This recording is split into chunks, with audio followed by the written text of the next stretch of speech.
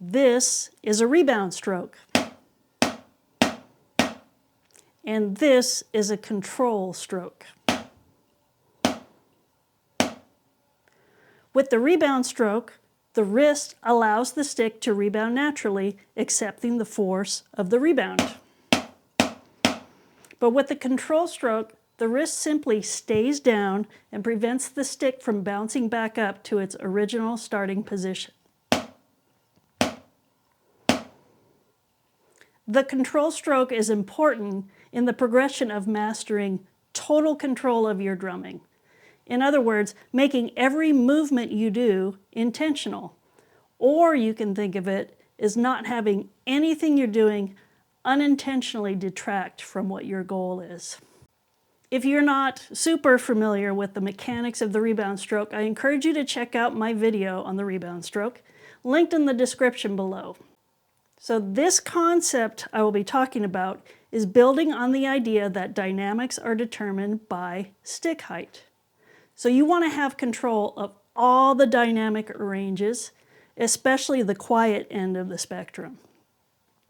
So that requires the stick to stay close to the drum head like this. Keeping the stick low to the head is not that difficult if everything stays at that quiet dynamic. But the challenge happens when you have to shift your dynamics from loud to soft, suddenly like this.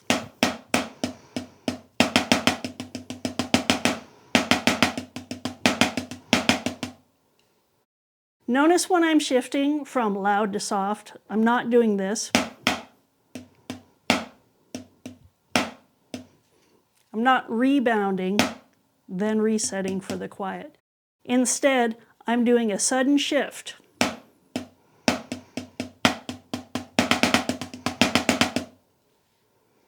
By doing that, I have total control over the change in dynamics. And I'm not using extra motions to reset the stroke to play quietly. So this comes into play, like I demonstrated, when you want to abruptly change the dynamics. You can think of it applied to the drum set when you're alternating between backbeats or ghost notes, or playing dynamic changes, a solo on the snare drum with accents, sudden accents, and quiet notes. It's also important when it comes to playing accurate and consistent grace notes with flams, like this. Alternating flams. Flam tap, like I just did, or flam accent.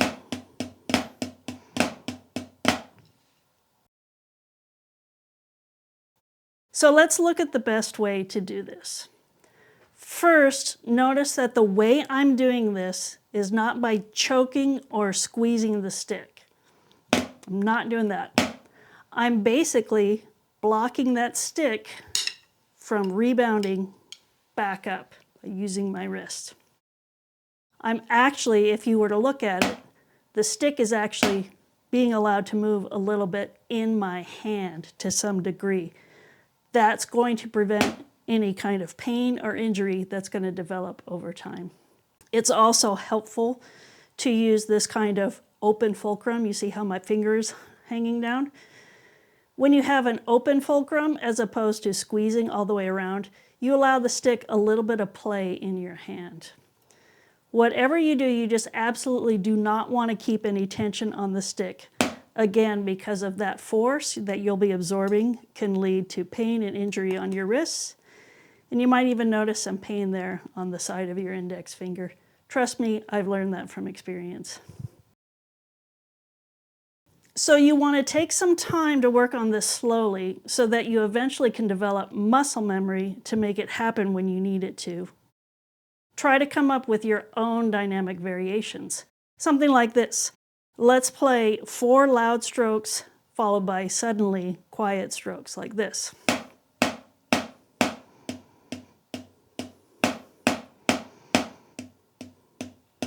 Notice when I'm doing that on the 4th stroke, that's when I'm using the control stroke like this. 1, 2, 3, 4. 1, 2, 3, up.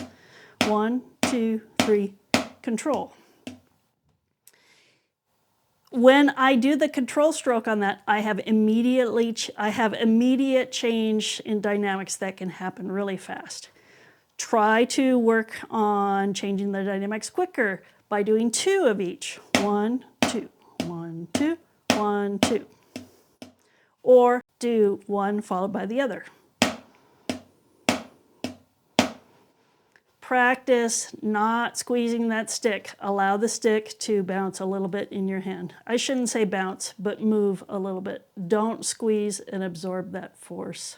There is a time and a place for those tight backbeats. You'll hear a lot of people doing that. It gives it a really tight, dry pop.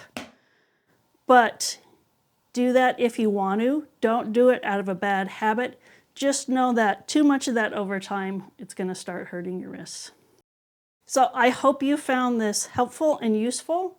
Think about how you can apply this musically on the snare drum or on the drum kit. The more control you have over your rebound, the more exciting the controlling of your dynamics can be. I should say the more exciting the sound of those sudden dynamic changes can be. This is also a crucial skill for developing accuracy with flams and drag rudiments. You can see this demonstrated in my Flam video that is also linked in the description. So thanks for watching, and I'll see you next time.